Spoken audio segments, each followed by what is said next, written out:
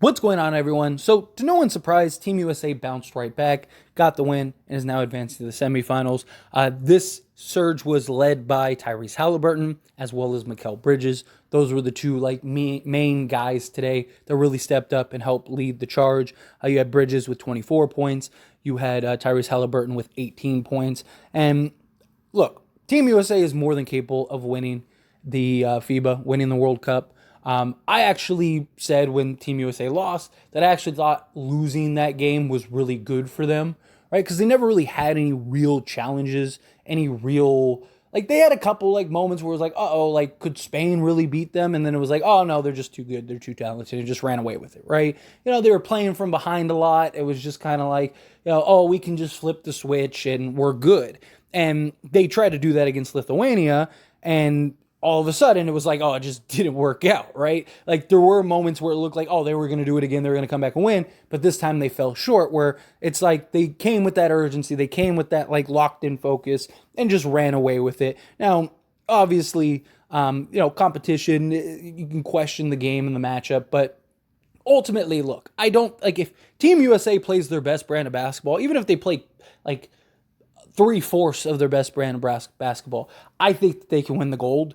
But they got to stay locked in and they got to stay focused. But one of the big storylines with Team USA losing was Austin Reaves, right? And Austin Reaves let the team down. And Austin Reaves is not the guy. And see, look, we told you, yada, yada, yada, and all the noise.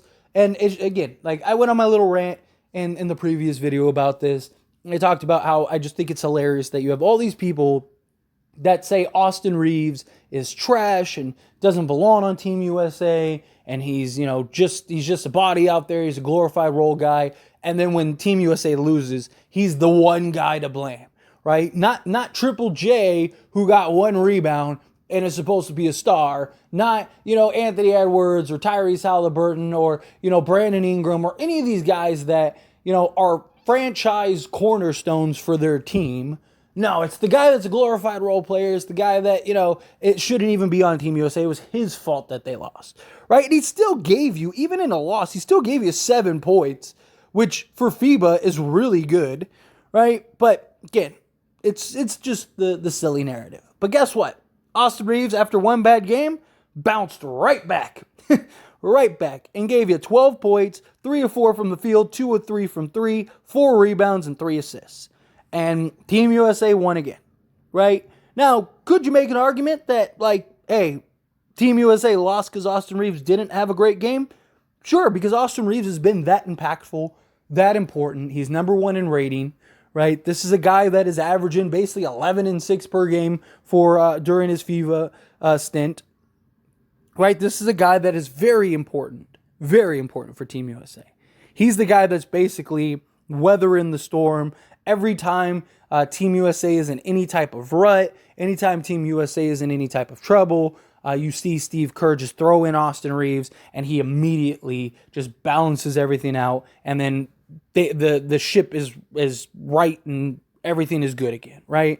And that's what makes him so special, right? Like he's a guy that is legitimately the ultimate sort of glue guy.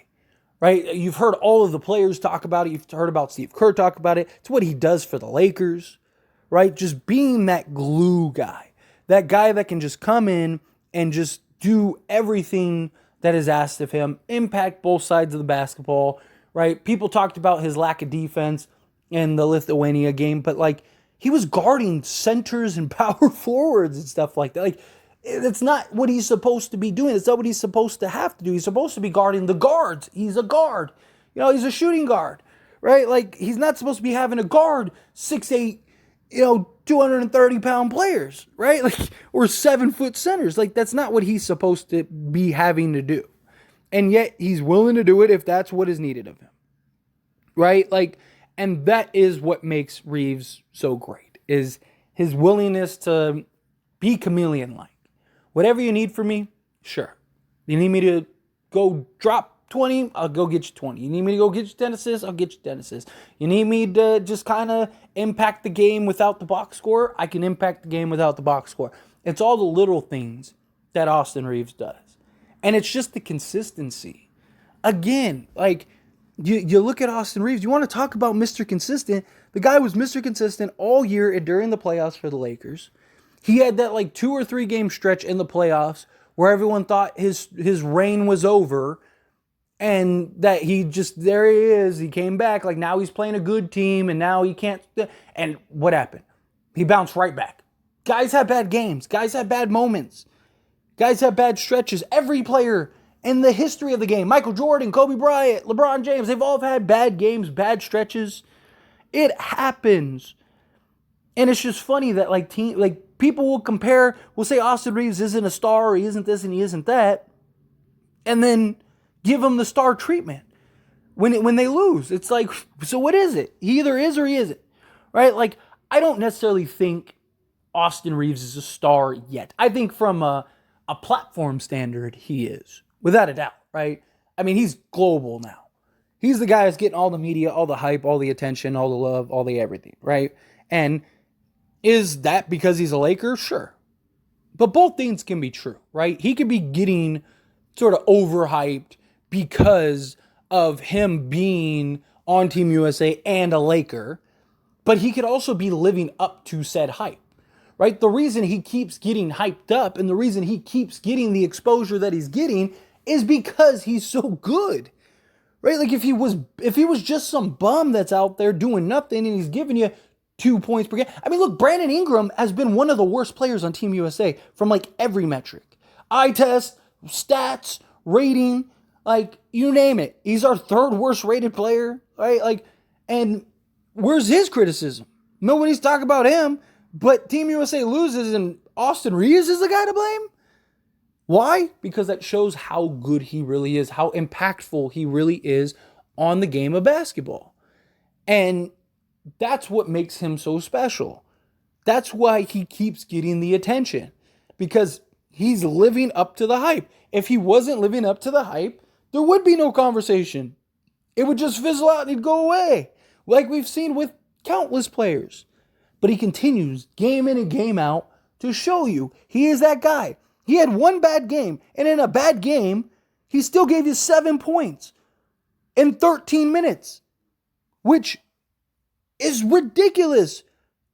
Like, for FIBA, like, I also think a lot of it is people just don't understand FIBA basketball is not the same as NBA basketball, right? Like, it's more physical. There's different rules, right? The pacing is different. The floor spacing is different. Like, everything is different. You can literally goaltend, right? Like, and it's not called, like, there's all kinds of stuff in FIBA that is a completely different game, which is why guys don't score. Like, guys on Team USA aren't scoring 30 a game, right? Like, it's not happening because it's just a different brand of basketball. And you have like 15 guys on the roster, or whatever it is, 12 guys on the roster that are all stars, that are all capable of going off for 20 or 30. So of course it's going to be different. And Austin Reaves is like the 6th or 7th guy, and he's still giving you 11 points per game.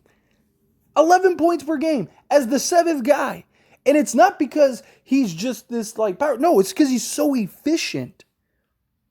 He right now for FIBA, he has scored in total, he has scored 66 points in the, 6 games he's played, so 11 points per game, right? He is shooting from the field 55.2%. He's shooting 61.5% from 2-point range. He's shooting 50% from 3-point range.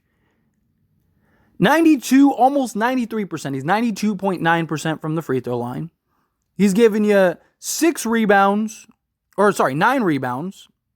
and he has 18 assists. I'm talking about total, right?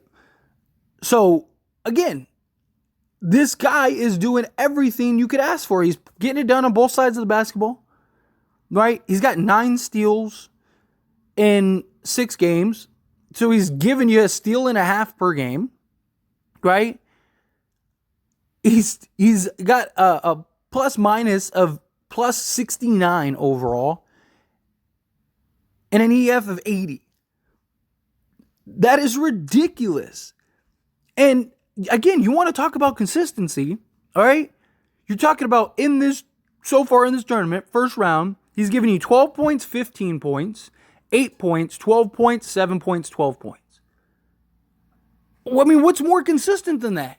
The guy is giving you the most consistent type of just impact game in and game out that you could ask for. And even in a bad game, he was still better than like everybody but like two guys on that roster, right? Anthony Edwards was the star again. Anthony Edwards is clearly their best player.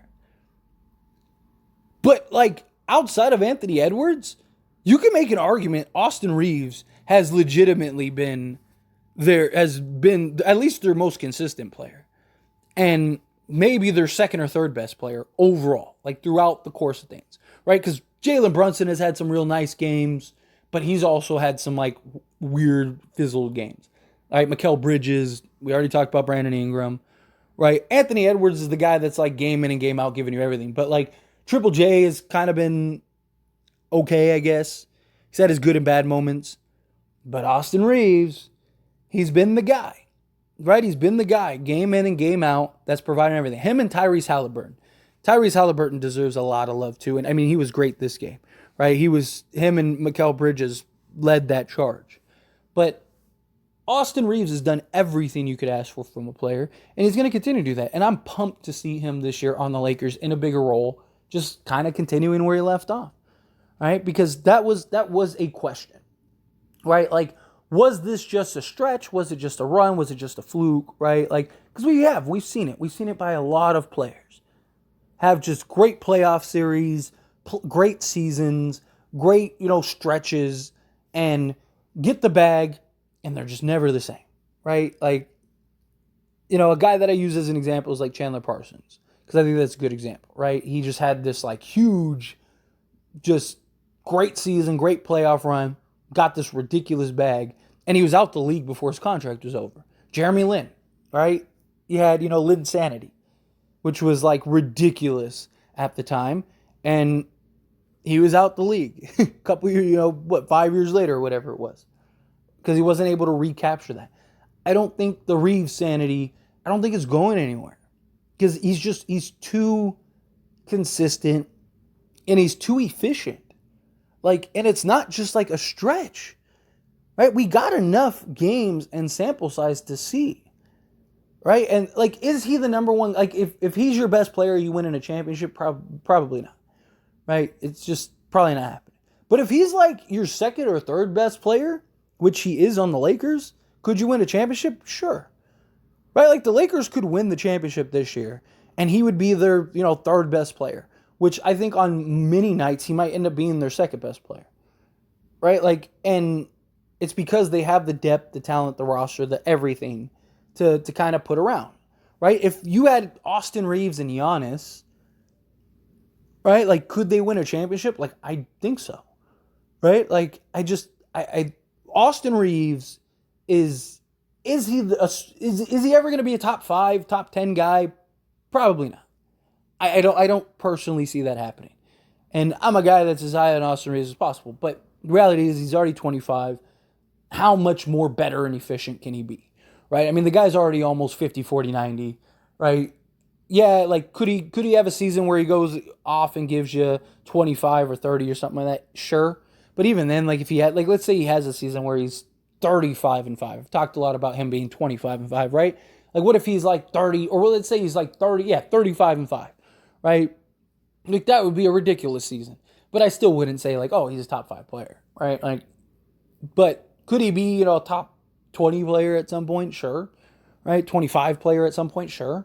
Right? Especially if he does get to that, like, 25-5 range, somewhere like that, or 23-5 range. And then again, just his impact on both sides of the basketball is his consistency and efficiency is what is so great. But anyway, as always, this is a discussion, so I pass the question on to you. Let me know your thoughts and opinions down in the comments below. What do you think of Austin Reaves? What do you think of his impact?